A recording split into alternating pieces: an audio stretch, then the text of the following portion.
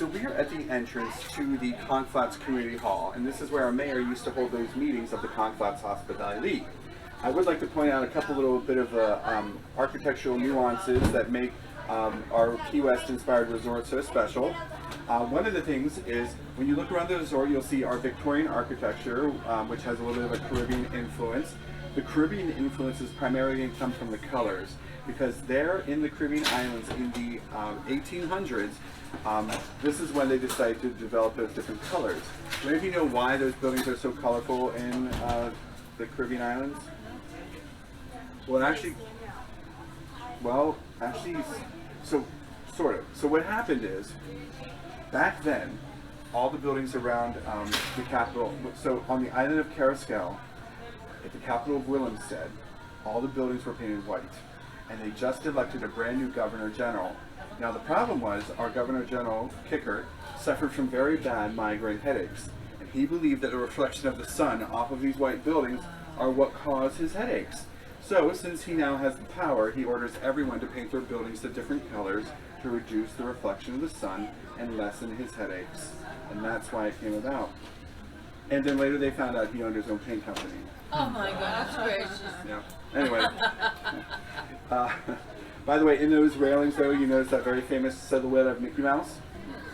That's there, and that's an homage to a gentleman in Key West who used to carve bottles into the shapes of his railings during the days of Prohibition, so you would know what house to go visit, right? Well, we put Mickey into our railings to remind you that what can we find here? That Disney family magic, that's right. All right, well, a lot of things were taken into consideration when they were building their homes because of storms and things. There's one other attention to detail that I would like to point out to you over here, and it's this aqua blue ceiling that you see here. And this aqua blue ceiling is what is called haint. Right, that's the technical term for it. Now, do any of you know what the purpose of haint is? Right. So it's something that's very prevalent throughout the South. You'll see it quite a bit. A lot of people think it has something to do with bugs and mosquitoes, and it really, that was true for a while, because back then the paint that they used to use had the chemical lye in it. However, haint is an old word for a haunt or a ghost, and people used to believe that evil spirits used to enter your homes through the front doors, but they can't cross over water. So they paint their ceilings the color of water to keep these evil spirits out, and that's the purpose of it. All right, and you'll see this all throughout the South. Okay, so amaze your friends. Well, anyway, over here you're going to see the Great Seal of Conch on the door here. And there's several phrases in Latin, which I'd like to point out to you, because this is going to help us kind of tie up all these things together, and you'll understand what everything has to do with one another. So first of all, do any of you know Latin? You probably all know more than you think you do, all right?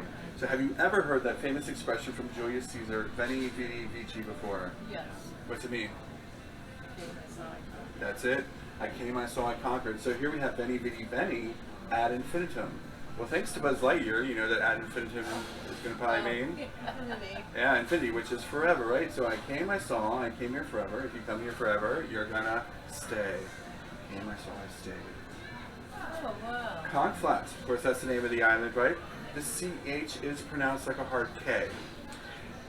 Reason why is because that's the way that the islanders speak and spell. And if you go down to the Keys and you call this a conch, what will happen is you'll get one of them very upset with you, because they take this very seriously, because they call themselves conchs. So I'll call myself a Floridian and they'll say I'm a conch. And some of them, if they're born, they're natural born conchs.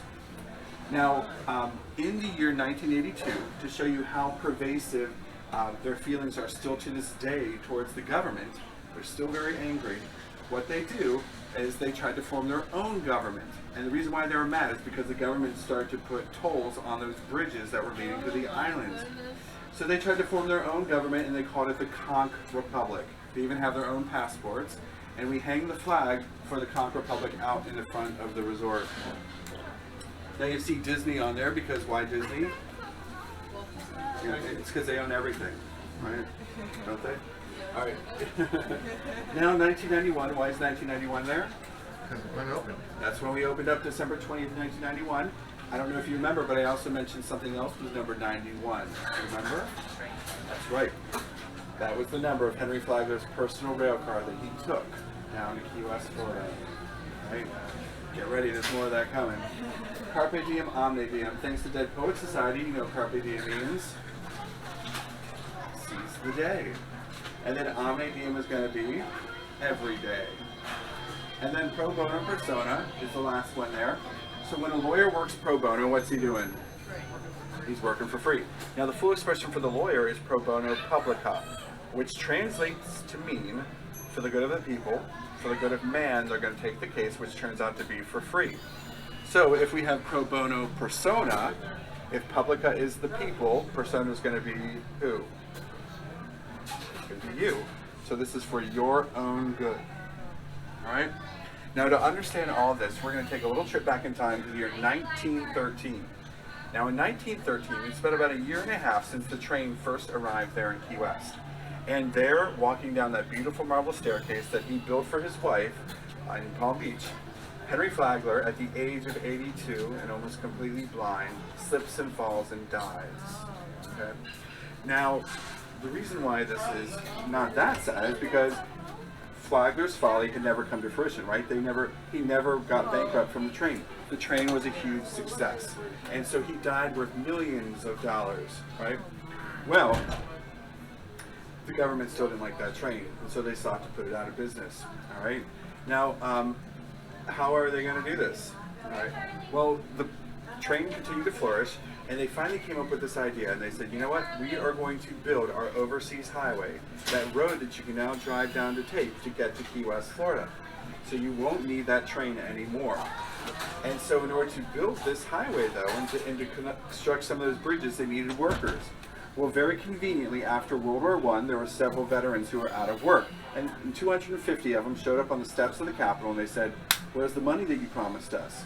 And the government said, oh yeah, it's down there in Key West. If you go work on this little project we have, we'll get you that money. Well, they finally greenlight this in the summer of 1935. Now, they greenlight it during what's called hurricane season here in Florida. Now, do we have satellites and technology in 1935 like we do today? Correct. So if there was a major Category 5 storm with winds gusting up to 235 miles an hour, how much warning do you think you'd have? Correct. And so, back then they didn't even name the hurricanes. And so, Labor Day weekend of 1935, the Labor Day hurricane of 1935, that's its name, comes right towards the Florida Keys, and the government realizes it has a huge problem on its hands because they have all of these people down there working on their highway project. So what is the government going to do? How's it going to get them out? So the very train that they're trying to bankrupt, they now have to hire. And so they beg and plead, will you please send that train down there to go rescue the people? And so the train goes down to go rescue everyone. And everyone gets onto the train and they're hurrying as fast as they can to try to get back. Well, because of very limited warning, the storm is there now. The train cannot safely cross over some of those bridges that are going over nothing but ocean. So it stops on one of the islands. And it stops on Isla Morada.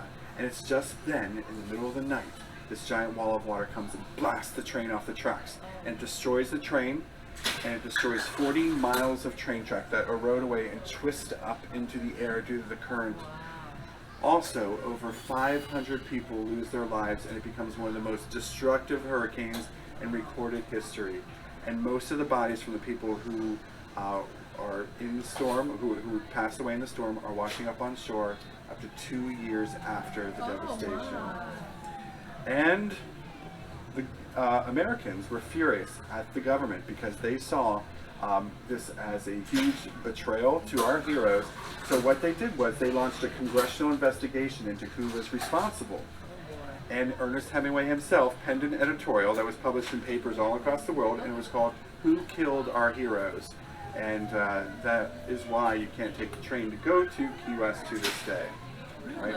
But if you go down there, you will still see large remnants of the train bridge that you can go walking on or fishing on. And they are trying to preserve parts of it too. But to show you how well it was built, the government even built part of its highway on top of pieces of it for a while. 95 or Route 1? I think A1A runs into it with the overseas highway. All right, so what does this all have to do with Walt Disney World? Well, in the year 1928, three things are going to happen. So first of all, in Key West, Florida, that's when Ernest Hemingway first moves to Key West and falls in love with it. But it's also in 1928 when two things happen with Disney. First of all, he loses the rights to his first animated character, Oswald the Lucky Rabbit. And it's on that unfortunate train ride back from that meeting to heading back to Los Angeles that Walt Disney creates what? Was that? Mickey Mouse is correct. So Mickey Mouse premieres in November of 1928 in Steamboat Willie, his first animated short. And it's just then that Walt Disney starts to experiment with different types of animation, using his silly symphonies to try different types of techniques, cameras, and all sorts of different ways to create a story. And so Walt Disney has this big vision for animation, and that was he wants to tell the first full-length animated film, first story in full-length animated film form that's ever been done before. So, do any of you know what the name of that film is that he wants to create? No? The first full-length animated film. Oh, Snow White. Snow White and the Seven Dwarfs, that's right. So he wants to create Snow White and the Seven Dwarfs. Well, he was gambling everything on the success of it, and this is why a lot of people on Walt's team were calling it Disney's folly, thinking for sure he was going to go bankrupt. But Walt believed in it, and so in 1937, actually December 21st of 1937, now you got me, Snow White and the Seven Dwarfs premieres to critical acclaim, and it even wins a Special Academy Award in 1939 for artistic achievement, which was one large Academy Award, and then 7 little ones for the dwarves. All right, and it was presented to him by Shirley Temple. Now, it was before the success, though, of Snow White that something bad happens. And that was because of everything going on with the war and the economy. Walt Disney suffers from what he refers to as a heck of a breakdown. And so he goes to the doctor, and the doctor looks at Walt and he says, Walt, you need to take a vacation for your own good. And so Walt Disney and his wife Lillian take a vacation that they're going to call a gypsy jaunt. And what that means is they don't plan anything. They pick a starting point, and then from there, they go wherever they want to. And what they decide to do is they board Walt's favorite form of transportation, a Train. That's right. Down to guess where? KeyWest. That's right. After enjoying some time in Key West, Florida, they later, to go home, head through the Panama Canal back to Los Angeles. And that becomes their 3-week gypsy jaunt vacation. And it's thanks to that trip that Walt Disney comes back relaxed and refocused. And so therefore, when the Disney company was coming up with their concept for the first resort where you're actually going to be able to live within the magic, they thought of something special. They thought of something unique. And what they did was they wanted to pay homage to Walt. And so they recreated the Florida Keys of the early 1900s, the same Florida Keys that Walt Disney enjoyed, that laid the groundwork for all his dreams to start to come to fruition. And so therefore, that became our legend of Conch.